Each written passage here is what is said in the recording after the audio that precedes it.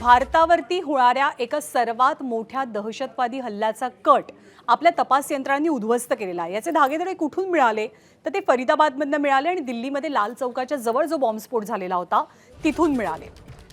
या दहशतवाद्यांच्या सगळ्या मॉड्यूलमधल्या आणखी एका महत्त्वाच्या दहशतवाद्याला एनआयएने अटक केली आहे। जसीर बिलाल वानी उर्फ दानिश असं त्याचं नाव असून तो काश्मीरचा रहिवासी आहे।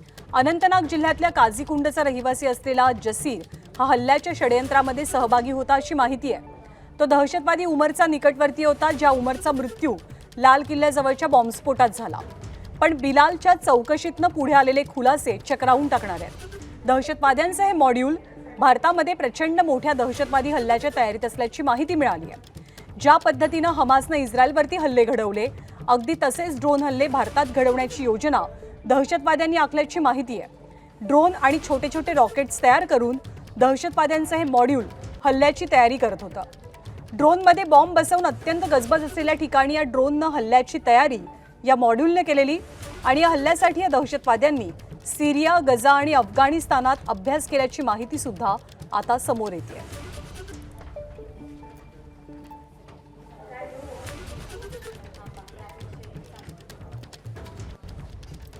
तर दिल्ली बॉम्बस्फोट प्रकरणी एक मोठा खुलासा झालेला आहे। भारतामध्ये दहशतवाद्यांचे सगळं मॉड्यूल हमास प्रमाणे ड्रोननं हल्ले घडवण्याच्या कटाची योजना आखत होतं।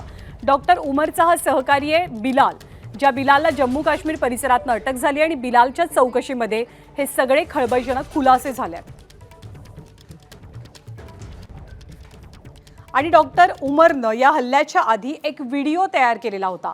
हा तोच उमर आहे ज्यानं दिल्लीमध्ये लाल किल्ल्याच्या जवळ I-20 गाडीमध्ये स्फोट घडवून आणला। उमरचा मृत्यू झाला, पण त्या उमरच्या स्फोटाआधीचा एक व्हिडिओ आता समोर आलाय।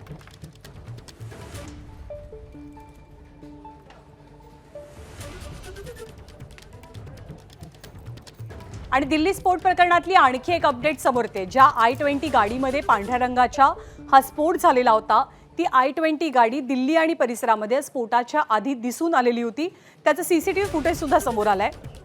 या सीसीटीव्हीमध्ये उमरची I-20 गाडी स्पष्ट दिसतेय। स्फोटाआधी उमर अरुणा असफ अली रोडवरच्या मशिदीमध्ये गेला होता अशी सुद्धा माहिती आहे।